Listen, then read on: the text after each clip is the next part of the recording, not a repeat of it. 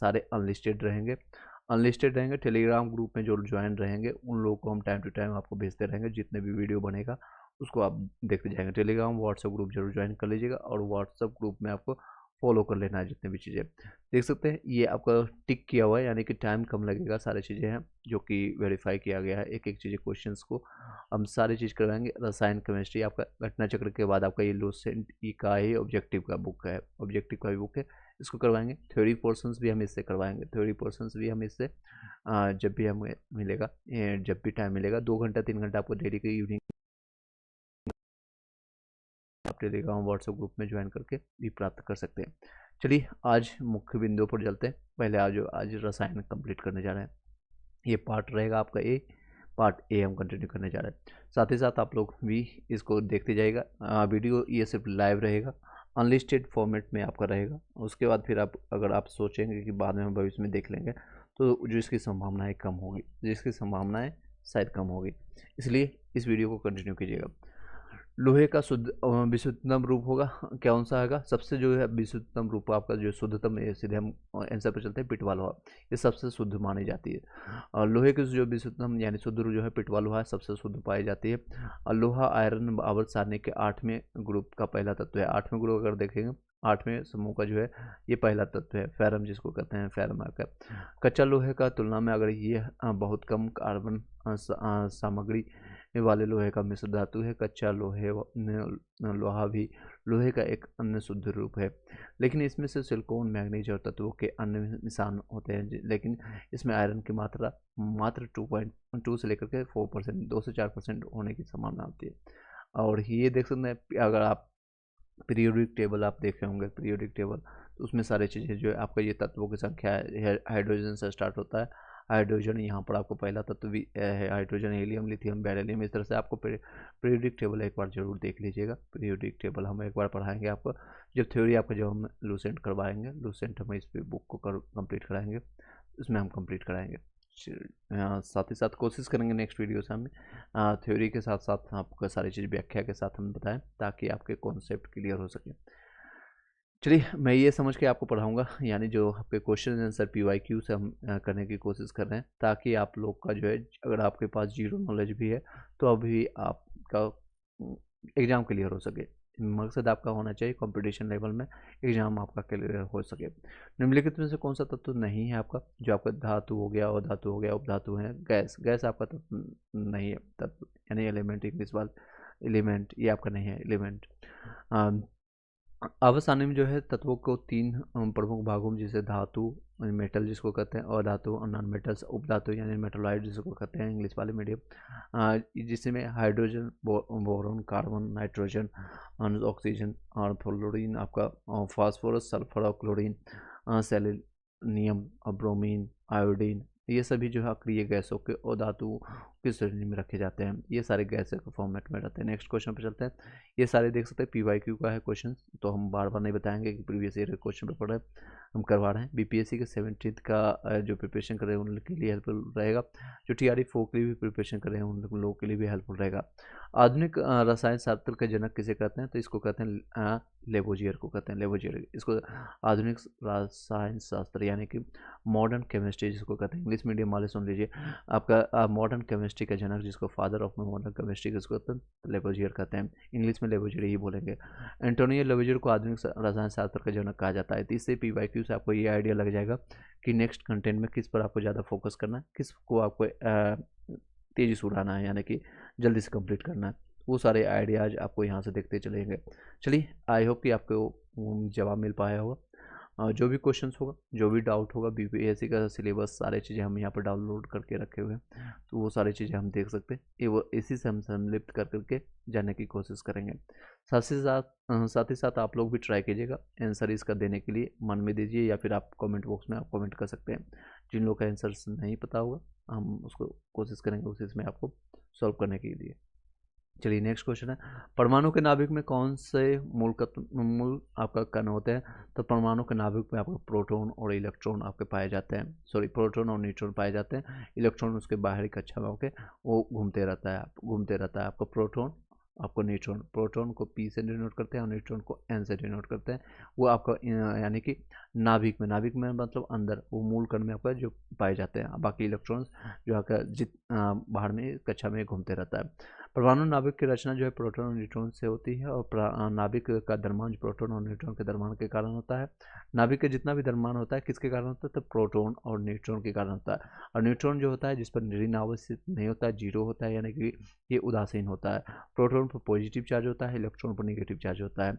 नाभिक का धनावेश केवल प्रोटॉन में होता है, जिसके मैंने बताया प्रोटॉन और न्यूट्रॉन का सामूहिक रूप से इसको कहते हैं क्या, न्यूक्लियॉन्स कहते हैं, उसको न्यूक्लियॉन्स कहते हैं। ठीक है, प्रोटॉन और न्यूट्रॉन्स को अगर पॉजिटिव रूप से करेंगे तो उसको न्यूक्लियॉन्स कहते हैं, क्योंकि ये कण जो है न्यूक्लियॉन्स यानी नाभिक के घटक होते हैं। नेक्स्ट क्वेश्चन पर चलते हैं। ये सिर्फ PYQ करवाना है, व्याख्या हम जानेंगे और इसका भी घटना चक्र का और लूसेंट को भी हम साथ ही साथ करेंगे।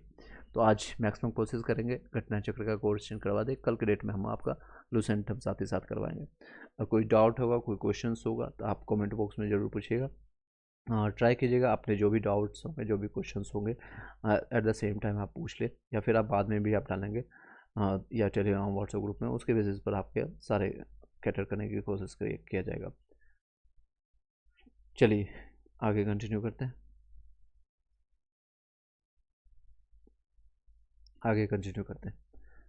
एक बार वीडियो को लाइक करके शेयर कर दीजिएगा। नेक्स्ट क्वेश्चन है आपका, किस नियम के अनुसार समान ताप और समान दाब यानी टेम्परेचर जो आपका है कांस्टेंट है, समान ताप और दाब पर सभी गैसों के निश्चित आयतन में अणुओं की संख्या को समान रखी जाती है।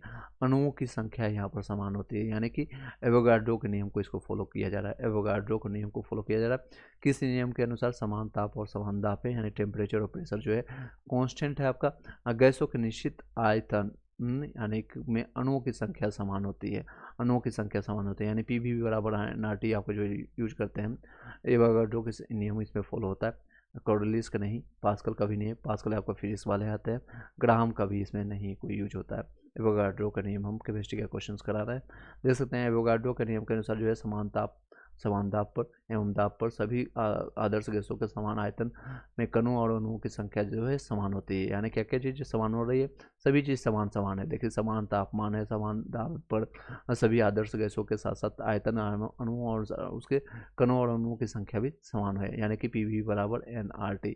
आपने पढ़ा होगा आदर्श गैस के लिए PV बराबर NRT। समान तापमान दे दिए, समान टेम्परेचर हो गया, समान प्रेशर हो गया, समान वॉल्यूम हो गया, तो उसमें अणुओं की संख्या जो निकल के आ रही है यानी अणुओं की संख्या जो है मोल संख्या है वो भी समान निकल के आ रही है। किसी गैस के 1 ग्राम अणुओं की संख्या जो है एवोगाड्रो संख्या कहलाती है। इसको कैपिटल N से हम प्रदर्शित करते हैं, यानी कि सिंबॉलिक फॉर्म में करते हैं। नेक्स्ट है, एक तत्व में इलेक्ट्रॉनों और न्यूट्रॉनों की संख्या अगर 18 और 20 है तो द्रव्यमान की संख्या क्या होता है। अभी मैंने बताया आपको प्रोटॉन और इलेक्ट्रॉन जो होता है सेम होता है, प्रोटॉन और इलेक्ट्रॉन जो होता है ये सेम होता है आपका, यानी यहाँ पर दिया हुआ 18, आपका न्यूट्रॉन की संख्या कितनी दी हुई, न्यूट्रॉन की संख्या आपका दिया हुआ 20 दिया हुआ।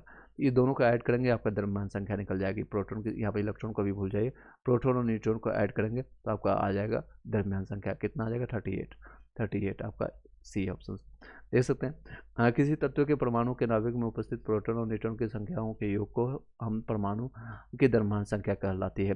उल्लेखनीय है परमाणु में आपको जो है इलेक्ट्रॉन की संख्या प्रोटॉन की संख्या बराबर होता है, जैसा कि मैंने बताया अभी ऊपर में आपको समझा दिया है, जिसके कारण परमाणु में जो है उदासीन हो जाता है। जिसके कारण क्या होता है, परमाणु विद्युत उदासीन हो जाता है। विद्युत का आपका उदासीन, इसमें कोई भी चीज़ें चार्जेज नहीं होती है। विद्युत आपका जो परिपथ जो फॉलो किया जाता है आपके उसमें कोई भी नेगेटिव चार्जेज या नहीं होता है। द्रव्यमान संख्या जो देखी जाती है मास जिसको कहते हैं प्रोटॉन की संख्या प्लस न्यूट्रॉन की संख्या होती है 38 आपका हो गया। नेक्स्ट क्वेश्चन है 7 नंबर, नाभिक के द्रव्यमान संख्या भी मैंने सेम चीज़ें बताया, प्रोटॉन और न्यूट्रॉन संख्या के योग करते हैं। प्रीवियस ईयर क्वेश्चन पर करने से ये आपको आइडिया लग जाएगा कि किस क्वेश्चन को छोड़ना है, किस क्वेश्चन को ज़्यादा तवज्जो देना है, आपको ज़्यादा मतलब वैल्यू देना है। नेक्स्ट क्वेश्चन है प्लूटोनियम आपका न्यूक्लाइड जो है आपका 94 आपका 242 में न्यूट्रॉनों की संख्या कितनी है। तो न्यूट्रॉनों की संख्या निकालने के लिए है क्या, इसमें दोनों में डिफरेंस कर दीजिए, वो आपका न्यूट्रॉनों की संख्या है 42 में से आपका देखेंगे 12 में से 4 घटाएंगे तो क्या 8 आएगा, तो 8 मात्र ये इकाई नंबर से हमको पता चल गया ये आंसर हो गया। ठीक है, फिर भी अगर आपके पास समय घर पर बैठ कर तैयारी कर रहे हैं तो आप इसको घटाइए आराम से जैसे बच्चे घटाते हैं, बट कंपटीशन लेवल के लिए आपको माइंडसेट भी कंपटीशन के जैसा होगा। यहाँ पर देख सकते हैं इस तरह से घटाएंगे तो आपका ये 12 में से 4 गया 8, बाकी बच गया यहाँ पर 3 यानी 13 में से 9 गया, 13 में से 9 गया 4 और ये बच गया था 1, ये 148 आंसर आ गया। चलिए आगे कंटिन्यू करते हैं नेक्स्ट क्वेश्चन पर। नेक्स्ट क्वेश्चन है आपका, निम्नलिखित में से कौन सा कण आवेश रहित है? इसको क्लियर कर देते हैं। कौन सा कण जो है आपका, कौन सा कण है जो आपका आवेश रहित है? आवेश जिस पर कौन से कण पर होगा? अल्फा कण पर होगा, इलेक्ट्रॉन पर होगा, प्रोटॉन पर, न्यूट्रॉन पर, यानी आवेश रहित है। आवेश है ही नहीं, रहित है मतलब कि नहीं नहीं, ओके, आवेश नहीं है तो किसी पर, न्यूट्रॉन पर कोई भी आवेश नहीं होती है, ठीक है। न्यूट्रॉन जो है उदासीन होता है, विद्युत उदासीन होता है, परमाणु कण है। न्यूट्रॉन का द्रव्यमान जो है प्रोटॉन के द्रव्यमान के बराबर लगभग होता है। न्यूट्रॉन की खोज जो है जेम्स चैडविक में किसने किया था? जेम्स चैडविक में, ये इंग्लिश का रहने वाला था वैज्ञानिक, 1932 में किया था। 1932 में आपका गोल्डमैन सम्मेलन आपका हुआ था, सेकेंड गोल्डमैन आपका थर्ड में गोल्डमैन सम्मेलन हुआ था, पुनः पैक्ट भी हुआ था। हिस्ट्री से कोरिलेट भी कीजिए, जो भी आपको नॉलेज है उससे कोरिलेशन कीजिएगा। तो जेम्स चैडविक, न्यूट्रॉन की खोज भी उसी समय किया गया था। और ये आपका गांधी जी का समझौता, गांधी जी और सुभाष चंद्र बोस के बीच में आपका पुनः पैक्ट भी हुआ था, याद रखिएगा। नेक्स्ट है आपका क्वेश्चन, निम्नलिखित में से कौन सा आपका रेडियो धर्मी द्वारा उत्सर्जित धनात्मक रूप से आवेशित है? आवेशित जिसमें रहेगा यानी कि धनात्मक है। पॉजिटिव किस में होता है? अभी मैंने बताया प्रोटॉन पर पॉजिटिव होता है, यानी कि ये आपके ये चीज़ें होंगे अल्फा कण पर होता है। अल्फा कण पर आपका पॉजिटिव होगा, बीटा कण पर आपका नेगेटिव होता है, और आपका कैथोड पर आपको देखते हैं व्याख्या। 2 प्रोटॉन और 2 न्यूट्रॉनों को मिलकर के एक अल्फा कण बनता है। 2 प्रोटॉन और 2 इलेक्ट्रॉन मिलाकर, न्यूट्रॉन मिलाकर के आपका अल्फा कण बनता है। ऊर्जा आपका उच्च ऊर्जा वाले इलेक्ट्रॉनों के बीटा कण के रूप में जाना जाता है। स्पष्ट रूप से अल्फा कण प्रोटॉन की उपस्थिति के कारण सकारात्मक रूप से आवेशित होता है, जबकि बीटा जो है कणों के लिए इलेक्ट्रॉन की उपस्थिति के कारण, इसमें क्या होता है, बीटा जो होता है, सिमिलरली कर सकते हैं इसका चचेरा भाई, ममेरा भाई, या फिर इसका कजन बना लीजिए, इलेक्ट्रॉन से इसका रिलेशन में रखिए, इलेक्ट्रॉन से रिलेशन रखिए। बीटा का इलेक्ट्रॉन से, इसका प्रोटॉन से रिलेशन है अल्फा का। इसको नेगेटिव में रखेंगे। कैथोड किरणों का जो है डिस्चार्ज ट्यूब में नकारात्मक इलेक्ट्रॉन कैथोड छोड़ने का इलेक्ट्रॉन की एक धारा प्रवाहित होती है, एक धारा कहते हैं। 11th नंबर क्वेश्चन पर चलते हैं। 11th नंबर, एक तत्व के समस्थानिक अलग अलग होते हैं, किसके लिए होते हैं? तो द्रव्यमान संख्या में होते हैं। द्रव्य संख्या प्रोटॉन की संख्या के लिए नहीं होता है, इलेक्ट्रॉन की संख्या सेम होती है, और ये आपका परमाणु संख्या भी आपका जो, जैसे कि आपका एग्जाम्पल के तौर पर ले लीजिए, आपका एक ही तत्व के जो है द्रव्यमान संख्या अलग अलग होते हैं। आर्गन हो गया, और आपका आर्गन 20 के लिए एक होता है, या आर्गन 18, 20 और 40 होता है यहाँ पर, और एक कैल्शियम ये 20 और 40। यहाँ द्रव्यमान संख्या क्या है? समस्थानिक आपका जिसको कहते हैं, जिसका स्थान सेम हो बट अलग अलग उसका द्रव्यमान हो। द्रव्यमान संख्या क्या अलग अलग होती है, बट स्थान यहाँ पर देख सकते हैं सेम, आर्गन और कैल्शियम का।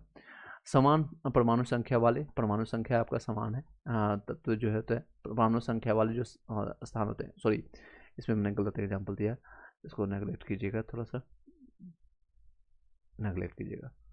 इसमें आपका जो है समान परमाणु संख्या है, एटॉमिक नंबर आपका समान है, अर्थात जिस तत्व में परमाणु संख्या समान, प्रोटॉनों की संख्या समान होती है, परंतु द्रव्यमान संख्या नहीं, परमाणु भार जो है अलग अलग होते हैं, वे समस्थानिक होते हैं, समान स्थानिक होते हैं।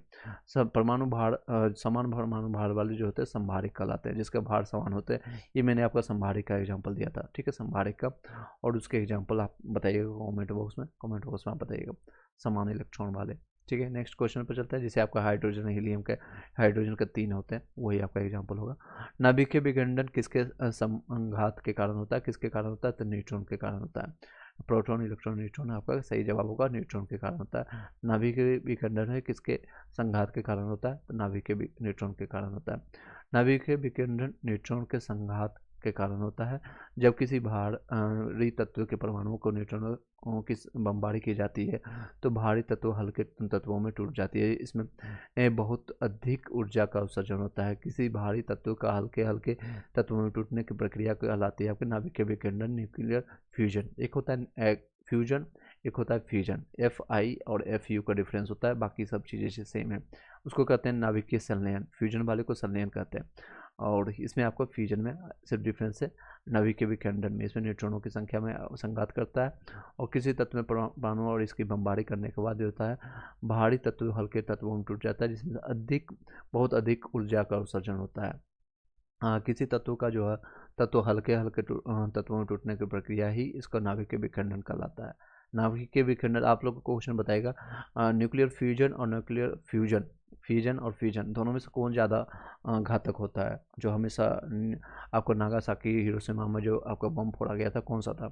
और कौन ज़्यादा घातक होता है। नेक्स्ट क्वेश्चन है आपका फैराडे स्थिरांक। फैराडे स्थिरांक क्या है? तो एक इलेक्ट्रॉन लाइट की मात्रा पर निर्भर करता है, इलेक्ट्रोलाइट में विद्युत परिपथ पर निर्भर करता है, विलायक के आयतन पर निर्भर करता है। 172 क्वेश्चन है तो ध्यान रखिएगा, मैक्सिमम क्वेश्चन करने की कोशिश करेंगे, तो इसलिए हम सीधे आंसर पर चलते हैं।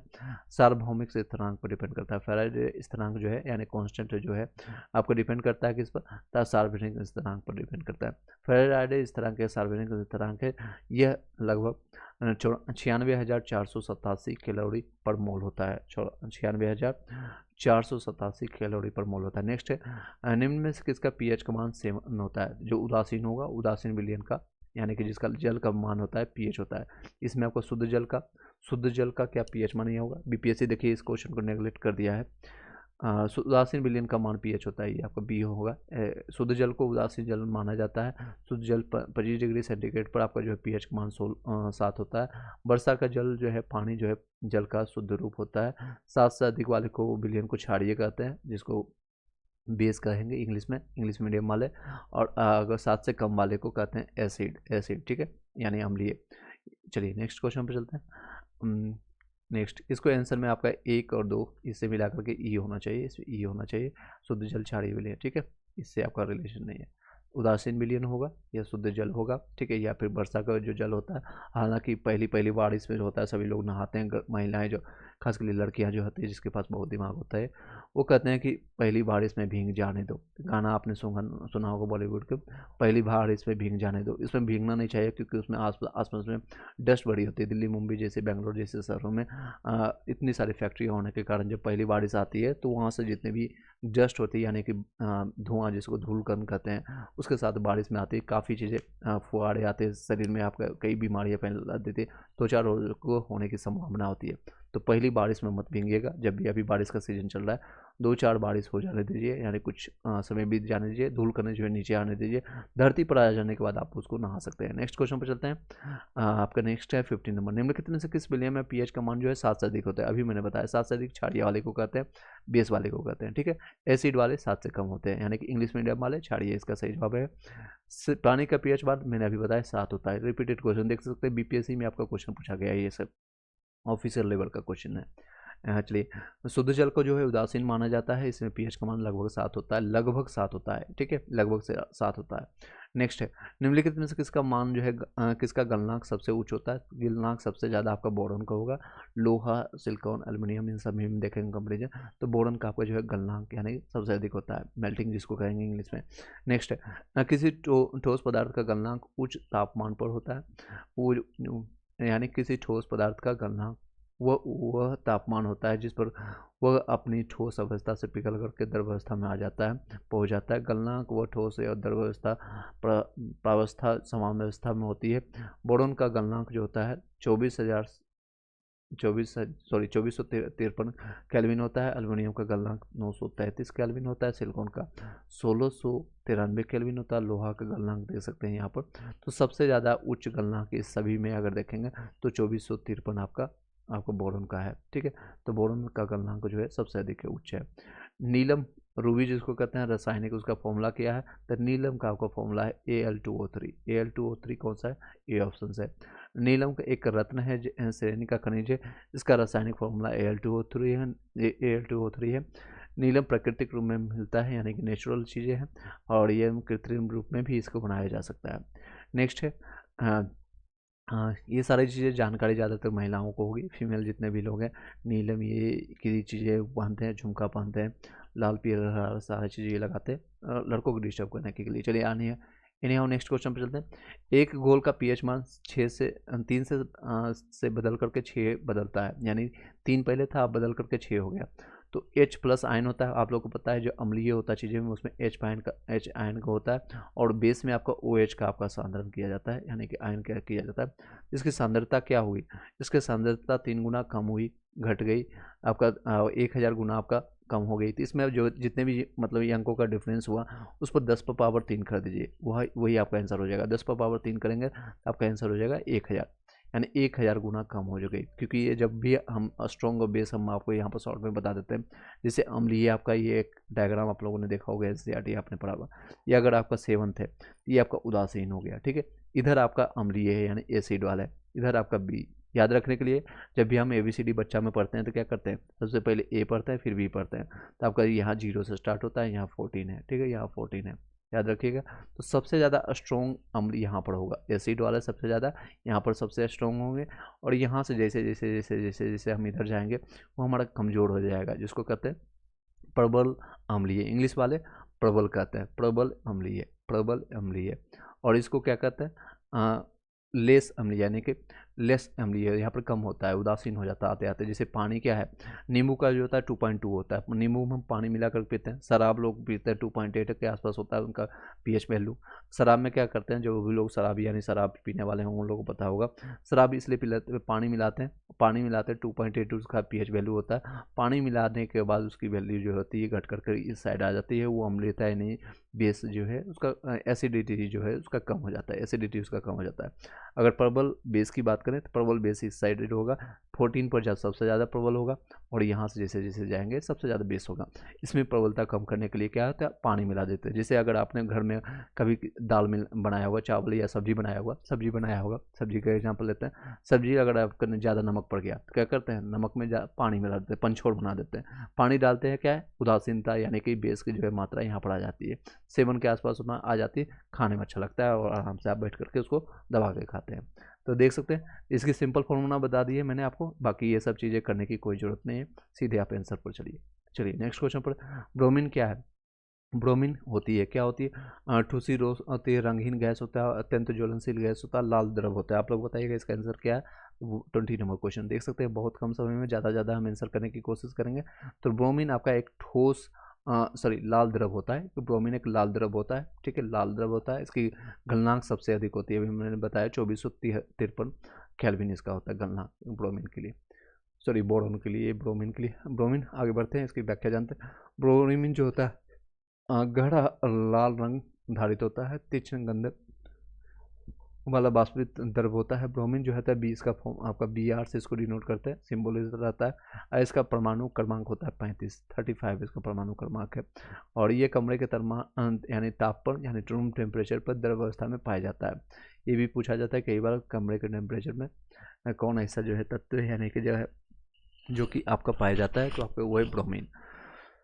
यह अज्वलनशील है और जल में अल्प विलेय होता है। ब्रोमीन जो है आवर्त आपका वर्ग में है, आपको देखेंगे तो वर्गीय इस तरह से आपका जो पीरियोडिक टेबल में पढ़ते हैं। ये 17 नंबर में, जो आपका 18 नंबर से लास्ट में आपका हीलियम वाला आता है, जो आर्गन है, हीलियम, आर्गन, ये सारे जो तत्व हैं, इससे पहले आपका जो तत्व है इसमें आता है आपका, ठीक है। याद रखने के लिए आप याद रखिएगा, ये 17 वर्ग में आता है। और जिसमें से हैलोजन वर्ग के नाम से भी जानते हैं इसको, हैलोजन वर्ग। अक्रिय गैस से पहले वाले वर्ग को हैलोजन वर्ग वाले कहते हैं। ये निष्क्रिय होते हैं, ज़्यादातर ये किसी से ताक झाँक नहीं करते हैं, अपना स्टेबल फॉर्मेट में रहते हैं। इसका अगर देखेंगे तो 2, 8, 18, 18, 28, उसको 18 इस तरह से बनाएंगे, आप बन जाएगा फॉर्मूला। पीरियोडिक टेबल का अच्छे से बताएंगे। चलिए नेक्स्ट क्वेश्चन पर, निम्नलिखित में से कौन सा रेडियो धर्मी तत्व नहीं है। तो रेडियो धर्मी तत्व आपका कैडमियम नहीं है। बाकी देखें यूरेनियम है, रेडियम है, थोडियम है, कैडमियम आपका रेडियो धर्मी तत्व नहीं है। इसकी व्याख्या देते हैं। कैडमियम धातु का वर्गीकरण जो है संस्करण धातु आपका ट्रांजिशन मेटल के रूप में किया जाता है, और तथा रासायनिक रूप से कैडमियम एक तत्व परंतु एक रेडियोधर्मी तत्व नहीं है। कैडमियम आपका CD से डिनोट करते हैं। सिल्वर रंग की धातु होती है, जिसमें से आपका नीले रंग की झलक देखती है, नीले रंग की झलक उसमें होती है।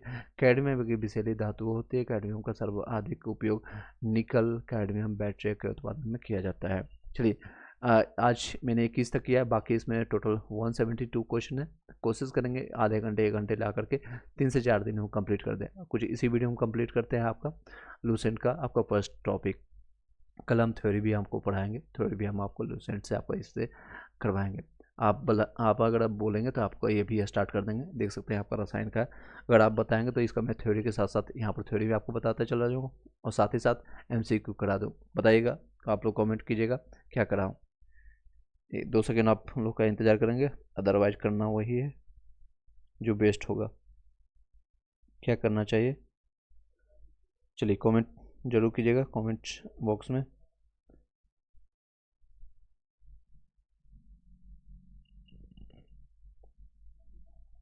चलिए, आई होप कि सभी लोग को आ गया होगा। चलिए, इसको हम व्याख्या के साथ हम करते हैं। बेस्ट ये रहेगा कि आप लोग को थोड़ा थोड़ा थ्योरी बचाएं, मतलब बताते चलें। आपका इंट्रोडक्शन रहेगा।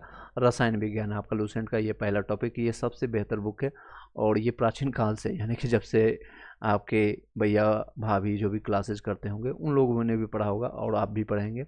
और सिलेक्शन इससे होता है, ऐसा नो डाउट कि ऐसा सिलेक्शन नहीं होता है, इससे भी सिलेक्शंस होते हैं। लूसेंट का भी कुछ ना कुछ इंपॉर्टेंस है, आप इसको भी कंप्लीट कर सकते हैं। चलिए, इसको कंटिन्यू करते हैं। रसायन विज्ञान है केमिस्ट्री विज्ञान की उस शाखा है जिसके अंतर्गत पदार्थों के गुण, संगठन, रचना और उनमें होने वाली परिवर्तनों का अध्ययन किया जाता है। केमिस्ट्री अर्थात रसायन विज्ञान की उत्पत्ति निम्न मिस्र के प्राचीन शब्द कीमिया ने कीमिया से हुई थे, जिसका अर्थ होता है काला रंग। मिस्र के लोग काली मिट्टी को केमी कहते थे तथा प्रारंभ में रसायन विज्ञान के अध्ययन को केमेटैक्टिक यानी केमेटैक्टिक कहा जाता था। लेवेसियर जो है, लेवेसियर अभिमत है रसायन विज्ञान का अब जनक कहा जाता है, अभी पिता कहा जाता है। तो मैंने अभी आपके इसके बारे में व्याख्या से बताया आपको, और इसके रिगार्डिंग बीपीएससी में क्वेश्चन भी आया है इससे संबंधित, ये भी है, इसको याद रखिएगा।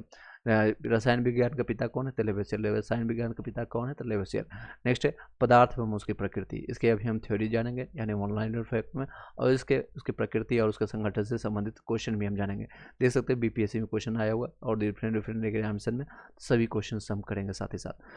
पदार्थ, इस टॉपिक को कंप्लीट करेंगे, ये टॉपिक वाइज हम कंप्लीट करते जाएंगे। जो चीज़ें हमको दिख रही है उसके बाद नेक्स्ट टाइप का परमाणु संरचना कल के डेट में करेंगे, ठीक है। आज इसको कंप्लीट करते हैं। आपके पदार्थ, मैटर, उसको क्या कहते हैं? मुझे सीबीएसई में वाले में जान लीजिए। मैटर इसको कहें इंग्लिश में, पदार्थ को। दुनिया की कोई भी वस्तु जो स्थान घेरती हो, जिसका द्रव्यमान होता हो, यानी कि जो भी स्थान घेरता हो, अगर अपने आसपास में कोई भूत है, चुड़ैल है, अगर वो स्थान घेर रही है तो वो भी पदार्थ है जिसका द्रव्यमान होता है। कुछ ना कुछ तो होगा, द्रव्यमान, मास होगा, जिसको इंग्लिश मीडियम वाले मास होगा।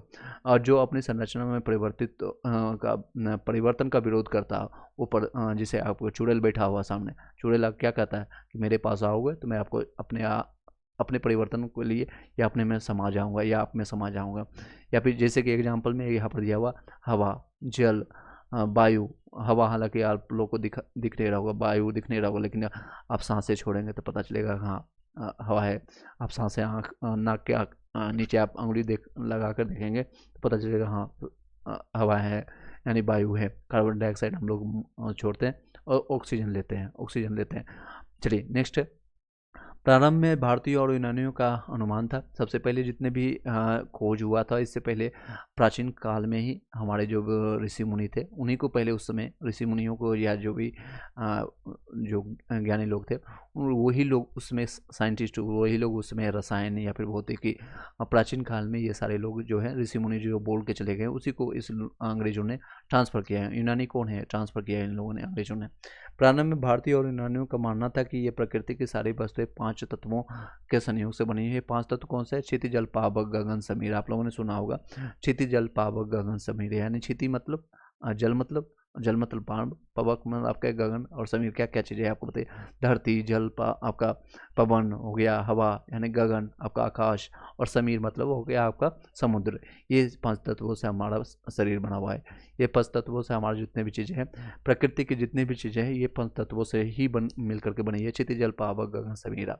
ठीक है, याद रखिएगा कौन कौन से क्षिति, जल, पावक, गगन, समीरा क्या है? तो आपका पृथ्वी, जल और हवा, पानी, और आपका बन गया समीर यानी समुद्र के। भारत के महान ऋषि जो रहे थे कनाद के बारे में बहुत फेमस चीज़ें हैं, उसी को ट्रांसलेट किया गया। पर कनाद ने आज से प्राचीन काल में ही बता दिया गया था।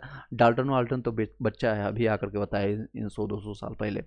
यह है कनाद जो है प्राचीन काल में ही पदार्थ के अत्यंत सूक्ष्म कणों से बने हैं। जो है पदार्थ का कनाद ने बताया था जो है अत्यंत सूक्ष्म कणों से बना होता है। हमारे जो सभी पदार्थ जो होते हैं अत्यंत सूक्ष्म कणों से बने होते हैं। ये हाईलाइट कर रहा हूँ इसलिए ताकि आपको जब जब आपके एग्जामिनेशन में आप देंगे तो इन चीज़ों को आप याद रखेंगे। आपको ऑप्शंस देखना चाहिए, तो ऑप्शंस दिखेंगे 3 4 5 ऑप्शन जितने भी होंगे, जिसे परमाणु कहा जाता है, जिसको क्या कहते हैं, एटम कहते हैं। ठीक है, पदार्थों का वर्गीकरण किया गया था, एक तो भौतिक रूप से यानी फिजिकल फॉर्मेट में, एक केमिकल फॉर्म में यानी कि केमिस्ट्री रासायनिक वर्गीकरण किया था इंग्लिश मीडियम वाले। भौतिक फॉर्म में अगर देखें तो ठोस, द्रव और गैस, यानी सॉलिड, लिक्विड और गैस फॉर्मेट में हम देखते हैं। Solid, liquid, gas. दूसरे पे ले लेते हैं पेन ताकि आप लोग को अच्छे से समझ आए। चलिए, ये शुद्ध, उसके बाद केमिकल वर्गीकरण को 2 भागों में किया था, एक तो शुद्ध पदार्थ में और दूसरा मिश्रण में। शुद्ध पदार्थ भी 2 भागों में डिवाइडेड हुआ था, एक तत्व में, एलिमेंट में, और दूसरा आपका यौगिक में है, जिसको कहते हैं मिक्सचर। चलिए नेक्स्ट है, इसमें तत्व 2 भी है, 2 भागों में डिवाइडेड हुआ, एक धात्विक और धात्विक यानी मेटलाइड एंड नॉन मेटल। इस यौगिक है आपका कार्बनिक और कार्बनिक, यानी ऑर्गेनिक केमिस्ट्री आप लोगों ने पढ़ा होगा, जो इंजीनियरिंग वाले से लात खा के आए, मेडिकल वाले से लात खा के आएंगे, अच्छे से समझेंगे। चलिए, ऑर्गेनिक और इनऑर्गेनिक केमिस्ट्री। मिश्रण में समांगी होगा या विषमांगी होगा। समांगी का एग्जाम्पल जानेंगे, विषमांगी भी हम इसको विस्तार से जानेंगे। अभी ये सिर्फ डिवाइडेड आप देख लीजिए। अब ठोस के बारे में जानते हैं, ठोस किसको कहते हैं, ठोस किसको कहते हैं जानते हैं। ठोस पदार्थ की वो भौतिक अवस्था, यानी भौतिक अवस्था ये किसका पार्ट है, भौतिक अवस्था का पार्ट है, भौतिक वर्गीकरण है। ये सारे ठोस, द्रव, गैस यानी सॉलिड, गैस, द्रव, ये सारी चीज़ें जानते हैं। पदार्थ की वो अवस्था जिसका आकार एवं आयतन दोनों निश्चित होता है, यानी आयतन, मान लीजिए कि आपके ग्लास में ये रखा हुआ है, तो ये आपका ग्लास जो रखा हुआ है ये ठोस अवस्था में, आकार भी निश्चित है, लोटे का आकार अलग होगा और आपका आकार अलग होगा। इसी तरह से यानी कि इसका आकार यानी डिजाइन जिसको कहते हैं इंग्लिश में, और वॉल्यूम ये निश्चित होता है, यानी चेंज नहीं होता है, इसको ठोस कहा जाता है। जैसे कि लोहे की लकड़ी हो गया, लकड़ी की कुर्सी हो गया, बर्फ का टुकड़ा हो गया। आप लोग अपने आसपास अपने घर में देख लीजिएगा क्या क्या चीज़ें ठोस है, आपके छत, आपके पंखे, आपके कुर्सी, टेबल, जिस मोबाइल में आप पढ़ रहे हैं, देख रहे हैं, उस मोबाइल आपका हो गया, पेन, कॉपी, ये सारे ठोस में आएंगे। नेक्स्ट है द्रव, लिक्विड की बात करें, पदार्थ की वो भौतिक अवस्था, ये भी भौतिक अवस्था का ही पार्ट है। ठीक है, तो वो अवस्था जिसका आकार अनिश्चित है, आकार चेंज हो सकता है, यानी कि ये निश्चित नहीं है, डिफाइंड नहीं है, बट आयतन निश्चित होता है, यानी वॉल्यूम निश्चित है। जैसे कि आपको ग्लास में आपका अभी मैंने एग्जांपल लिया, ग्लास, ये आपका लोटा अगर देखा होगा आपने, लोटा बिहार यूपी वाले से अच्छे समझते होंगे। तो अगर यही एक गिलास पानी यानी 100 ml आपका वाटर है यहाँ पर, ये 100 ml वाटर यहाँ तक दिखेगा, लोटे में देखेंगे तो यहाँ तक दिखेगा, कम दिखेगा, यानी आकार उसका चेंज हो गया। आकार ये क्या है, अनिश्चित है, आकार चेंज हो गया। लेकिन आपका 100 मिलीलीटर यहाँ पर भी है तो यहाँ भी 100 मिलीलीटर। एग्जाम्पल और दूसरा ले लेते हैं, मान लीजिए आपके पास एक बाल्टी है, आपने बकेट देखा होगा, बकेट में आपने 5 लीटर दूध लेकर के आया और आपका मन है कि मम्मी पापा को खीर बनाने के लिए देना है या कोई पार्टी सार्टी करना है, तो आपने दिया कि ये आपको बाल्टी में देखा है। मम्मी आई, उसको उठा करके एक डेक्ची या जो डोंगा कहते हैं, आप उसमें डाल करके गर्म करना शुरू कर दी। वही 5 लीटर यहाँ से डाल करके बाल्टी से आपने इसमें डाला, क्या हुआ, आकार हो गया चेंज, लेकिन आपका वॉल्यूम क्या है, यहाँ भी 5 लीटर था, यहाँ भी 5 लीटर है। आई होप कि समझ पाओगे, यानी आपका क्वेश्चन अगर आएगा तो आप सॉल्व कर पाएंगे। ये भौतिक अवस्था है, आकार अनिश्चित होता है और आयतन सेम हो रहेगा। चलिए नेक्स्ट पर चलते हैं, ज़्यादा हम विस्तार से नहीं जानेंगे, समझ पाए होंगे। सिर्फ अगर हम पढ़ के चले जाएंगे तो आपको समझ नहीं आएगा, सिर्फ अगर हम पढ़ के जाएंगे। कई लोग आप लोगों ने देखा होगा लूसेंट को, कई लोगों ने बनाया होगा वीडियो, बट उसको समझाते नहीं है, सिर्फ आपको बताना, समय कम लगेगा मुझे, सिर्फ पढ़ करके आगे बढ़ जाएंगे। तो पदार्थ की वो भौतिक अवस्था जिसका आकार और आयतन दोनों निश्चित होता है। गैस में क्या होता है, अलग है, मतलब कि ये अजूबा है। जैसे गैस, इसमें हवा, ऑक्सीजन, यह दोनों भी निश्चित नहीं है, दोनों क्या है, आकार और आयतन दोनों भी अनिश्चित है। देखिए, गैसों का कोई पृष्ठ होता नहीं है, इसका विसरण बहुत अधिक होता है, यानी कि बहुत ज़्यादा वो भागते रहता है इधर उधर। इसे आसानी से संपीड़ित यानी कंप्रेस किया जा सकता है, इसको आसानी से, जैसे कंप्रेस नेचुरल गैस, सीएनजी आप लोगों ने दिल्ली मुंबई में देखा होगा। आजकल की गाड़ियां जो है बिहार में, यूपी में भी चली गई। सीएनजी जो है थोड़ा महंगी मिलती है, मीथेन से बनता है, आपका गोबर गैस से बन करके निकलती है, और ये डस्ट से ज़्यादातर नहीं निकलती है कि जितने भी चीज़ें, मीथेन आपका CH4 से जिसका फॉर्मूला है। ये सारी चीज़ें जब आप नाले से देखते होंगे जहाँ जहाँ ज़्यादा लीकेज होती है, उसमें से जो गैस निकलती है वही आपका नेचुरल गैस है, कोई बड़ी चीज़ें नहीं है, कोई बड़ी चीज़ें नहीं। हालांकि पूरे इंडिया गवर्नमेंट चाहती है कि सारी चीज़ें जो है आपका डीजल और पेट्रोल से हट करके CNG चला जाए या फिर इलेक्ट्रॉनिक व्हीकल पर चले जाए। तो तो ये इसको कंप्रेस करना आसान होता है। कंप्रेस करना क्या होता है? संप्रेरित करना, कंप्रेस करना आसान होता है, क्योंकि इसका आकार और आयतन निश्चित नहीं होता है, अनिश्चित होता है। आई होप कि समझ पाए होंगे। यस नो में भी दो चीज़ें, yes sir, hello sir, okay. 79 में हो जाएगा। चलिए नेक्स्ट आगे कंटिन्यू करते हैं, टॉपिकों को क्लियर कर लेते हैं। जब जिस समय हम लाइव आते हैं, जिस टॉपिक के लिए आप उसमें पूछेगा। बाकी आप टेलीग्राम व्हाट्सएप ग्रुप ज्वाइन कर लीजिए, जितने लोग अभी कनेक्टेड हैं आप वहाँ पर अपने क्वेश्चंस को पुट अप कर सकते हैं। जिन लोगों को पढ़ने की इच्छा होगा पढ़ सकते हैं, जिन लोगों को नहीं है वेल एंड गुड है। आगे कंटिन्यू करते हैं। ताप और दाब में परिवर्तन करके किसी भी पदार्थ की अवस्था को बदला जा सकता है। ताप है यानी टेम्परेचर और प्रेशर में परिवर्तन करके हम क्या करते हैं उसके, जैसे कि आपका कोई भी अवस्था को चेंज कर सकते हैं, लेकिन इसमें भी कुछ एक्सेप्शंस केस होता है।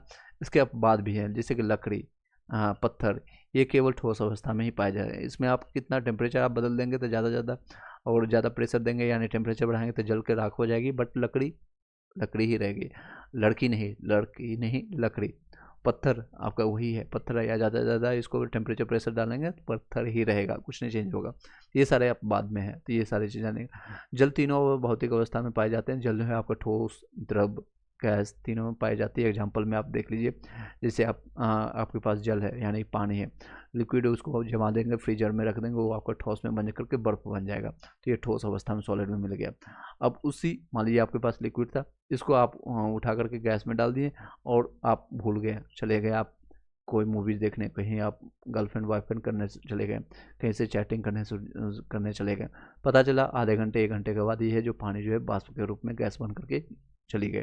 तो तीनों अवस्था मैंने बताया, पानी जो है तीनों अवस्था में पाई जाती है, liquid, solid, gas, liquid, solid, gas. चलिए, पदार्थ तीनों भौतिक अवस्थाओं में निम्न रूप से साम्य होता है, ठोस, द्रव, गैस में पाई जाती है, जैसे कि जल आपका एग्जाम्पल है। चलिए ल्यूसेंट का एग्जाम्पल पढ़ा रहे हैं आपको। कुछ पदार्थ गर्म आपका करने पर सीधे ठोस में आपका बन जाती है, जिसे उसे ऊर्ध्वपातन कहते हैं, सब्लिमेशन। कई लोग का इसमें क्वेश्चंस क्लियर नहीं हो पाता है, तो इसको हम क्लियर कर देते हैं। ऊर्ध्वपातन आपको किसको कहते हैं? ऊर्ध्वपातन यानी सब्लिमेशन कहते हैं। जैसे कि आपका आयोडीन हो गया, कपूर हो गया, आयोडीन को हम गर्म करेंगे सीधे ठोस से, क्या होता है, या कपूर को गर्म करेंगे सीधे ठोस से, वो क्या गैस में बन जाती है, गैस में चल जाती है, यानी बीच में जो फिल्टराइजेशन है, जैसे आपका ये आपका सॉलिड है, ये आपका लिक्विड है, बीच में आपका गैस आता है, गैस। तो बीच वाले भैया को बोलेंगे हम आपसे कोई रिलेशन है ही नहीं, हम सीधे कपूर से सीधे गैस बन जाएंगे, ठीक है, लिक्विड फॉर्मेट में। मोमबत्ती क्या होता है? लिक्विड फॉर्मेट में होती है। आयोडीन भी ये एग्जाम्पल है। पदार्थ की चौथी अवस्था भी हम जानते हैं, प्लाज्मा जिसको कहते हैं, पांचवी अवस्था बोस आइंस्टीन कंडेंसेट कहते हैं। तो अगर पदार्थ की अगर अवस्थाएं पूछेंगे कितने प्रकार के होते हैं, तो 5 प्रकार के होते हैं। 3 तो मैंने बता दिया अभी, सॉलिड, लिक्विड, गैस। एक चौथी अवस्था होती है आपका प्लाज्मा। प्लाज्मा में क्या होता है, जिसको आपका कभी आपने देखा होगा, या फिर आप ठंड के समय में लोग जुकाम हो जाता है तो खखार निकलता है देहाती भाषा में, तो वो प्लाज्मा को फॉर्मेट में होता है, एकदम लिक्विड। अगर आप कहीं भी मान लीजिए बेसिन में आपने किया, किसी ने किया, आपके दादा दादी ने, तो देखेंगे जहाँ पर लगा हुआ है वो खखार जिसको कहते हैं, वो वहाँ से निकलना ही नहीं चाहता, वो इसी तरह से ऐसे मूवमेंट करते रहेगा, पानी मार रहे हैं, जा रहा है, लास्ट में कुछ ना कुछ बचा देता है, वही उसी फॉर्मेट में रहता है प्लाज्मा आपका। एक जो है आपका बोस जी यानी कि चंद्रशेखर बोस थे, उन्होंने एक आज़ाद भारत के, यानी उसमें आज़ादी नहीं हुई थी, उसी समय एक पब्लिश किया था एक 5वीं अवस्था के बारे में, उसको और भी माइक्रो लेवल पर उन्होंने बताया था।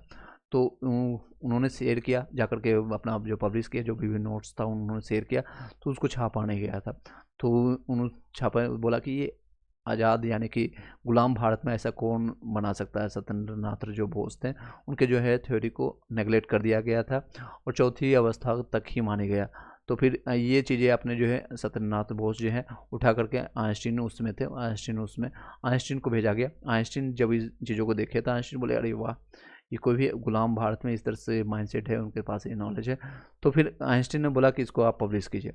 आइंस्टीन ने पब्लिश करने के लिए सिर्फ बोला, बाकी सारी चीज़ जो बनाया गया था चंद्रशेखर आपका बॉस के थ्रू, ये सारी चीज़, इसलिए उन्होंने क्या बोला, चलो मेरे नाम के साथ ऐड कर दिया जाए, बॉस आइंस्टीन कंडेंसेट। अगर आइंस्टीन चाहते तो ये सारा चीज़ अपने नाम पर भी पब्लिश करवा सकते थे, लेकिन उस समय की ईमानदारी देखिए कितनी अच्छी है, उन्होंने बोला कि नहीं, बॉस ने काम किया है, बॉस के साथ आप डालिए, इसलिए इनका नाम पड़ गया दोनों के साथ में, बोस आइंस्टीन कंडेंसेट। इसके बारे में जानते हैं, तत्व के बारे में जानते हैं। आई होप कि 5 अवस्था, बस इससे ज़्यादा क्वेश्चंस नहीं आता है, कितनी अवस्था है बस ये जान लीजिए 5 है। 5वां कौन से? बॉस आइंस्टीन से, और ये आपका चौथी है, ठीक है। सॉलिड, लिक्विड, गैस के बारे में मैंने कहानी बता ही दिया। तत्व के बारे में जानते हैं। एलिमेंट, तत्व वो शुद्धतम पदार्थ है जिसे किसी भी ज्ञात भौतिक या रासायनिक विधियों से ना तो दो विधियों से, आयोग क्लियरली दिख रहा होगा, मैं बता रहा हूँ, आप सुन लीजिए, या विधियों से ना तो या तो उसमें दो या दो से अधिक पदार्थों में विभाजित किया जा सकता है, ना ही अन्य सरल पदार्थों के रूप में उसे योग से बनाया जा सकता है, जैसे सोना, चांदी, एल्युमिनियम, मतलब जो सिंगल फॉर्मेट में हो। तत्व किसी को कहते हैं जिसका जो फॉर्मूला हो सिंगल, जैसे कि आपका सोना हो गया, हाइड्रोजन, सॉरी सोना, चांदी, जिसको सोना, चांदी, ऑक्सीजन, ये सारी जो है सिंगल फॉर्मेट में हो। फिर से बताते हैं, तत्व वो शुद्ध पदार्थ है जिसे किसी भी ज्ञात भौतिक या रासायनिक विधियों से ना तो उसे दो या दो से अधिक पदार्थों से विभाजित किया जा सकता है, ना ही उसको बनाया जा सकता है। ठीक है, ना तो उसको दो या दो अधिक तत्वों से, इसको जैसे सोना को अगर सोना तोड़ेंगे तो क्या सोना ही बनेगा, सोना कितना भी तोड़ेंगे करेंगे गर्म करेंगे तो सोना ही बनेगा, चांदी चांदी ही रहेगा। ठीक है, चांदी है। चलिए नेक्स्ट यौगिक के बारे में जानते हैं। कंपाउंड, वह शुद्ध पदार्थ जो यौगिक रासायनिक रूप से दो या दो से अधिक तत्वों कि एक निश्चित अनुपात में रासायनिक संयोग से बने होते हैं। यौगिक कहलाते हैं। यौगिक के गुण उसके अवयवी तत्वों के गुणों से भिन्न होता है। जैसे जल होता है, जल ऑक्सीजन एवं हाइड्रोजन से मिलकर के बनता है, जिसमें ऑक्सीजन जलने से सहायक होता है और हाइड्रोजन खुद जलता है, लेकिन इन दोनों यौगिकों का जल जो है आग को बुझा देता है। हाइड्रोजन जो है खुद जलता है, लेकिन इन दोनों का यौगिक जल जो है आपको बुझा देता है। नेक्स्ट है मिश्रण के बारे में जानते हैं। मिक्सचर जिसको कहते हैं, वह पदार्थ जो दो या दो से अधिक तत्वों यौगिकों के किसी भी अनुपात में मिलने से प्राप्त होता है, मिश्रण कहलाता है। जिससे इसे सरल यांत्रिक विधि द्वारा पुनः प्रारंभिक अवयव में प्राप्त किया जा सकता है। जैसे हवा आपका हो गया, मिक्सचर हो गया हवा का, जिसका फॉर्मूला सिंपल भाषा में कहेंगे यौगिक उसको कहते हैं। जैसे हाइड्रोजन और ऑक्सीजन को मिल करके क्या बनता है, तो वाटर बनता है, H2O बनता है। यहाँ पर आप मिला लीजिए, यहाँ पर इस तरह से आपको इस तरह से बनेगा। आपका हाइड्रोजन और ऑक्सीजन के मिलने से वाटर बना है, ये आपका यौगिक है, जिसका कोई भी फॉर्मूला हमें नहीं प्राप्त होता है, उसको हम कहते हैं मिश्रण। जैसे कि दो या दो से अधिक कोई भी आपको चीज़ें हो, हवा हो गया, थूक हो गया, आपका इमोशन हो गया, इसका कोई फॉर्मूला है, कोई फॉर्मूला है? आपके चाचा मामा था हो, आपके गर्लफ्रेंड का कोई फॉर्मूला नहीं है। तो ये सारी चीज़ें हैं कि आपके बॉयफ्रेंड का भी कोई फॉर्मूला नहीं है, ये आपके मिक्सचर में आ गया। इसमें कई हो सकते हैं आपके। चलिए नेक्स्ट है समांगी मिश्रण के बारे में जानते हैं। मिश्रण, इसके दो पार्ट मैंने बताया था आपको स्टार्टिंग में, दो पार्ट है आपका मिश्रण का।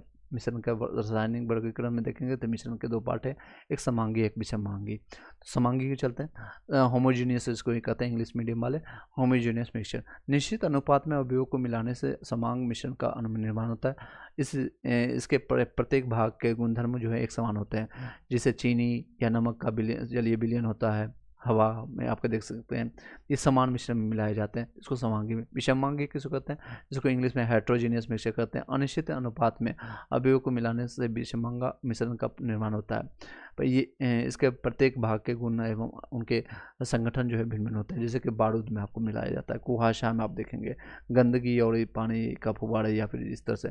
इसमें जो मिक्सचर में क्या समांग मिलाया जाता है, जितने अनुपात में पानी आपको पीना है, जिसमें आपको उसी अनुपात में चीनी को मिलाया जाता है, तो जितना आपको जरूरत है।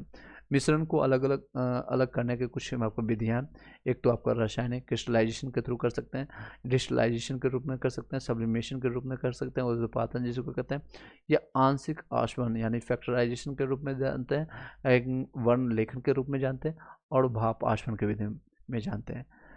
चलिए इन सभी टॉपिक को आगे कंटिन्यू करते हैं, काफ़ी लंबा हो जाएगा, थ्योरी के साथ ऑब्जेक्टिव करेंगे। यहाँ पर हम कंटिन्यू करते हैं, इसको मिश्रण को हम कल करेंगे कुछ ऑब्जेक्टिव करते हैं हम इसी के साथ। ऑब्जेक्टिव हम लगाते हैं, देखिए इसमें ऑलरेडी टिक लगाओ, 28 क्वेश्चन करेंगे। इस वीडियो को यहीं पर वाइंड अप करेंगे। Thank you so much. जितने लोग को अच्छा लग रहा है आप अपना कमेंट विचार प्रकट कीजिएगा कि इस तरह का कंटेंट आपको डेली लाना चाहिए, यस नो में भी आप जरूर बताइएगा। चलिए क्वेश्चन से आपका, एक ही प्रकार के परमाणु जो है निम्न में से किस में मिलता है? आपका खनिज यौगिक में मिलता है, खनिज मिश्रण में मिलता है, इनमें से कोई नहीं। देखिए बीपीएससी 2011 में पूछा गया था। तो ये प्राकृतिक तत्व होते हैं, ठीक है, प्राकृतिक तत्व होते हैं। चलिए नेक्स्ट पेन लेते हैं। दो या दो से अधिक तत्वों के मात्रा के विचार से क्या लिखा है, चलिए दो से अधिक तत्वों के मात्रा के विचार से एक निश्चित अनुपात में संयोग करने से बना पदार्थ क्या कहलाता है? अभी मैंने बताया इसके बारे में, यौगिक कहलाता है। ठीक है, याद रखिए, इसका आप स्क्रीनशॉट भी ले सकते हैं। दो या दो से अधिक शुद्ध पदार्थों को किसी भी अनुपात में मिला देने से क्या बनता है? किसी भी अनुपात में मिला देंगे उसको मिश्रण कहते हैं। ऐसे तत्व जिनमें धातु और धातु दोनों के युग्म पाए जाते हैं वो क्या कहलाते हैं? उपधातु पाए जाते हैं। इसका एग्जाम्पल बताइएगा। नेक्स्ट है, निम्नलिखित में से कौन धातु होते हुए भी विद्युत का कुचालक होता है? आपका टिन, कॉपर, लेड, आपका निकल में सबसे ज़्यादा आपका लेड पाए जाते हैं, लेड जो आपको पाए जाते हैं। नेक्स्ट है, यह आपको धातु होते हुए भी कुचालक होते हैं, यानी कंडक्टिविटी नहीं, इसमें करंट फॉलो नहीं करती है। निम्नलिखित में किस वो धातु में आपका धातु ही चमक पाई जाती है? आपका ग्रेफाइट और आयोडीन दोनों में धातु ही चमक पाई जाती है, सी ऑप्शन। निम्नलिखित में से कौन उपधातु है? उपधातु आपका कौन सा है? आर्सेनिक, एंटीमनी, बिस्मथ, इनमें से तीनों आपका सही है, तीनों आपका है। निम्नलिखित में से कौन एक यौगिक है? यौगिक आपका कौन सा है?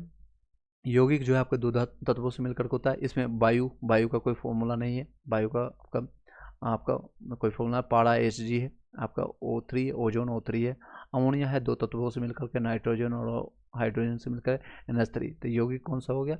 आपका अमोनिया। इस तरह से आप याद रखिएगा, सारी चीज़ें मैंने अभी बताया। जल एक यौगिक है क्योंकि इसमें रासायनिक बंधों से जुड़े दो भिन्न भिन्न तत्व होते हैं, नेक्स्ट आपका इसमें मिश्रण करना है। हीरा क्या है? कार्बन का प्रूफ है। ठीक है, कार्बन तत्व है, इसमें तत्व पदार्थ हीरा कार्बन। संगमरमर क्या है? संगमरमर आपका कैल्शियम से, आपका कैल्शियम का तत्व है। रेत यानी बालू जिसको कहते हैं, बालू आपका क्या है? तो बालू आपका सिलिकॉन से होता है। और माणिक आपका होता है एल्युमिनियम का बना होता है। ठीक है, माणिक। नेक्स्ट क्वेश्चन पर चलते हैं। निम्नलिखित में से किस पदार्थ में ऑक्सीजन नहीं होता है? तो सीमेंट में ऑक्सीजन होता है, बिल्कुल होता है। रेत में भी ऑक्सीजन पाई जाती है, कांच में भी ऑक्सीजन की मात्रा होती है। मिट्टी के तेल में आपका ऑक्सीजन नहीं होती है, ठीक है, मिट्टी के तेल में अगर देखेंगे तो ऑक्सीजन नहीं होती है। नेक्स्ट है, कौन सा पदार्थ, हालांकि अब मिट्टी का तेल आप लोग को देखने को नहीं मिल रहा होगा, अब मिल भी नहीं पाएगा शायद, संभावना कम है। आप लोग के चाचा मामाताओं जो है आपके बड़े भाई भाभी से पूछिएगा तो मिट्टी के तेल का कितना इंपॉर्टेंस है, जो कि लालटेन में बैठ करके जो पढ़े होंगे, जो कि 1990 के बाद पैदा हुए। जो लोग कंप्यूटर एज में पैदा हुए हैं, रिसेंटली पैदा हुए, उन लोगों को शायद जानकारी नहीं होगी। अभी ये जितने भी जनरेशन जो 2000 के बाद पैदा हुए हैं। चलिए आगे कंटिन्यू करते हैं। कौन सा जो पदार्थ प्राकृतिक में तीन अवस्था में पाए जाते हैं? आपका जो है हाइड्रोजन, यानी जल आपका पाए जाते हैं, तीनों अवस्था में पाए जाता है। अभी मैंने एग्जांपल के तहत आपको सभी चीज़ें बताया। जल का एग्जांपल मैंने आपको, सॉलिड, लिक्विड, गैस आपको बताया है यहाँ पर। चलिए थ्योरी के साथ बता रहा हूँ, थोड़ा समय लग रहा है। स्टेनलेस स्टील एक मिश्र धातु है, जबकि वायु एक क्या है? वायु एक मिश्रण है, अभी मैंने बताया आपको। चलिए नेक्स्ट क्वेश्चन है। NCERT के भी इस तरह से हमको तथ्य लाएंगे। निम्न में कौन ना तो तत्व है ना ही यौगिक है? तो ना तो तत्व है ना यौगिक होगा तो क्या होगा? मिश्रण होगा। तो वायु भी मैंने बताया, ये आपका तत्व है। ओके, ये यौगिक है, आपका जल यौगिक है, जिसका H2O इसका फॉर्मूला है, यौगिक है। पारा ये तत्व है, ठीक है, तत्व है, इसका एक ही फॉर्मूला है। जो एक तत्व जैसे हाइड्रोजन, हीलियम, लिथियम, गैस, ये सारी चीज़ें हैं आपके तत्व में, आपका गैस में आकर आएंगे। ठीक है, सोडियम क्लोराइड ये आपका यौगिक में है, सोडियम और क्लोराइड, NaCl जिसको कहते हैं, NaCl। नेक्स्ट है, पदार्थ का चतुर्थ अवस्था कौन सा है? प्लाज्मा, अभी मैंने बताया। यौगिक निम्नलिखित में कौन यौगिक है? आपका स्टील का फॉर्मूला होता है, पीतल का भी होता है, हीरा का होता है। रेत का कोई फॉर्मूला होता है, आपने देखा होगा? नहीं देखा है, तो यही आंसर होगा यौगिक, जिसका कोई फॉर्मूला नहीं, यौगिक कंपाउंड। नेक्स्ट है ब्रेंजक चूर्ण, आपका ब्लीचिंग पाउडर क्या है? यौगिक है। ठीक है, ब्लीचिंग पाउडर मतलब दो से ज़्यादा आते हैं। चलिए नेक्स्ट है, निम्नलिखित में कौन सा मिश्रण नहीं है? आपका कांच, पीतल, इस्पात, ये NDA में पूछा गया क्वेश्चन। ग्रेफाइट इसका आंसर होगा, मिश्रण।